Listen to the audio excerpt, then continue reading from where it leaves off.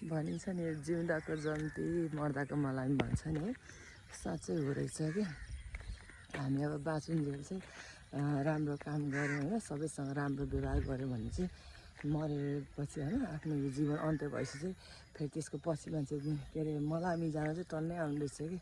मैले चाहिँ अब अस्ति सच्चाइ केन्द्रको कृष्ण सर अब प्रभुमा सुत्नुभयो नि त, उहाँको स्वर्गवास भयो। अनि त्यतिखेर चाहिँ मैले कति नेताहरूको कति ठुल्ठुलो मान्छेको है कति प्रतिष्ठा भएको व्यक्तिहरूको मलामी चाहिँ मैले त्यत्रो देखेकै थिएन कि।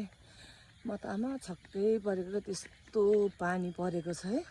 अनि उहाँको अन्त्येष्टिको लागि अनि उहाँको बिदाईलाई कति टाढोबाट आउनुभयो कि। अनि साँच्चै है अब राम्रो काम गऱ्यो भने चाहिँ त्यसको प्रतिफल चाहिँ देखिने रहेछ क्या।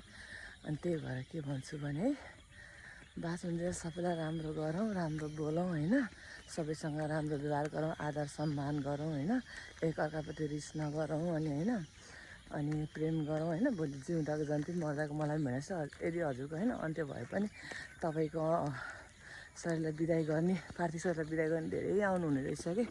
अनि त्यही भएर के भन्छु भने एकअर्कामा चाहिँ रिस नगर्नु, प्रेम गर्नु।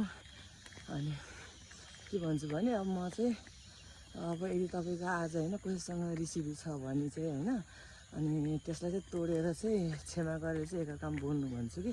अब बितेर गएपछि तपाईँ अब बोल्छ त्यो व्यक्तिसँग बोल्न पाउनुहुन्न नि त। अनि त्यही भएर सबैलाई आदर सम्मान गरौँ बाँचुन्जेल। ल thank you so much watch my video. तर मलाई साह्रै अस्ति दुःख पनि लाग्यो उहाँ बित्नु हुँदा। अनि उहाँको अन्त्येष्टिमा त्यत्रो धेरै मान्छेहरू आएको देख्दाखेरि के नै रहेछ यो लानु होइन संसारमा छोडेर जाने भनेको त यादै त नि है। उहाँलाई सबैले सम्झिनुहुन्छ अनि कति टिकटकहरू पनि हाल्नुहुन्छ उहाँलाई मिस यु भनेर, सायद राम्रै काम गर्नुभएको भएर होला उहाँलाई मिस गर्नुभएको सबैले। ल